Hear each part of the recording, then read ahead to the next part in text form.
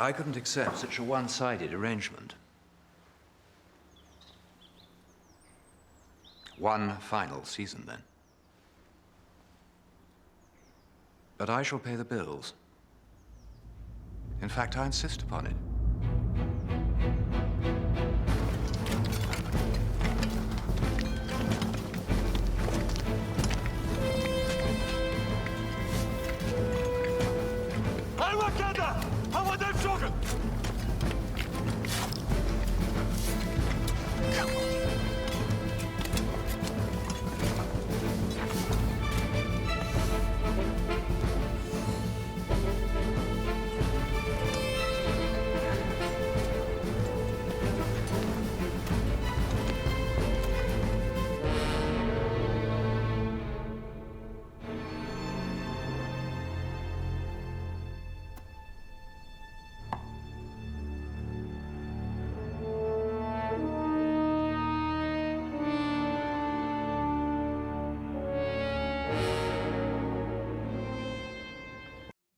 I suppose most excavators would confess to a feeling of awe, almost embarrassment, when they break into a tomb closed and sealed by pious hands so many centuries ago.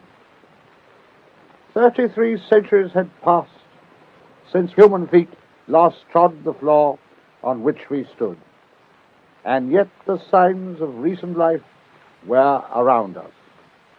A half-filled bowl of mortar, a blackened lamp, the chips of wood left on the floor by a careless carpenter.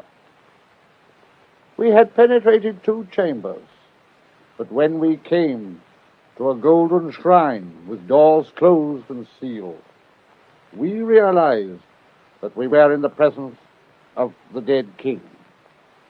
We were to witness a spectacle such as no other man in our times had been privileged to see. I carefully cut the cord, removed the precious seal, drew back the bolts, and opened the door, when a second shrine was revealed, even more brilliant in workmanship than the last. With intense excitement, I went forward and unbolted the inner doors. They slowly swung open, and there, filling the entire area within, stood an immense yellow quartzite sarcophagus.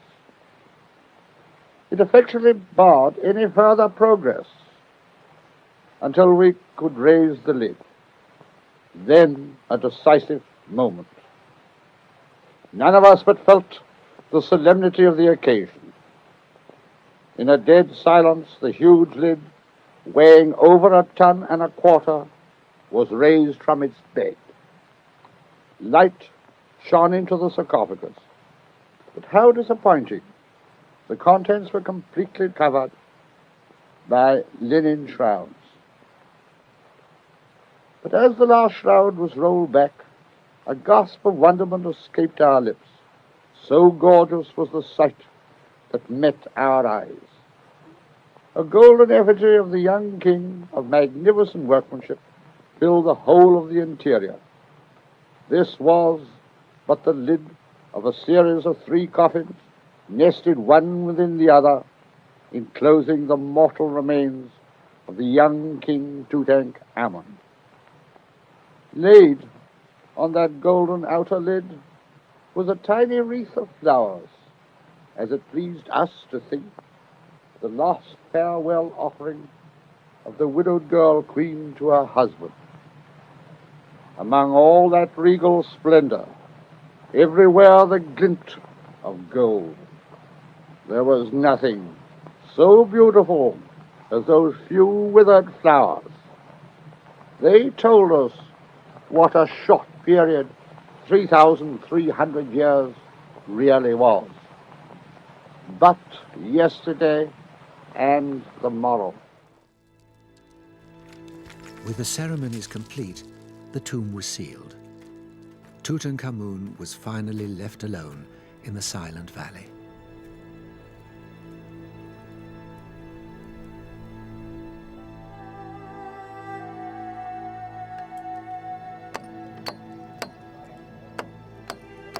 Pharaoh I reigned for just 4 years, leaving no heir.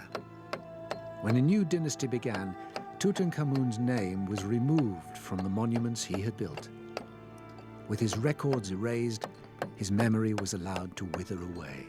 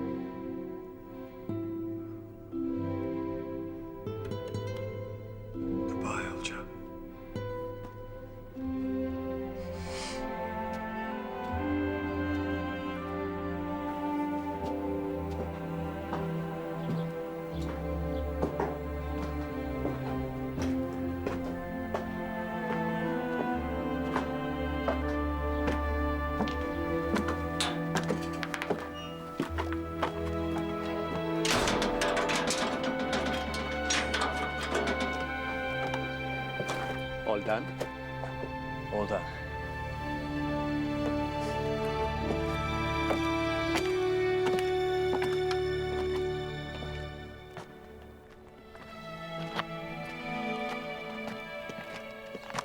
So, was it worth it? I think so, yes. Oh, yeah. And did you find him? A bit, yes. A bit.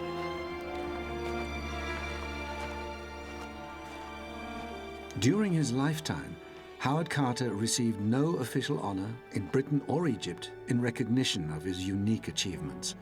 And when he died in March 1939, his funeral was poorly attended.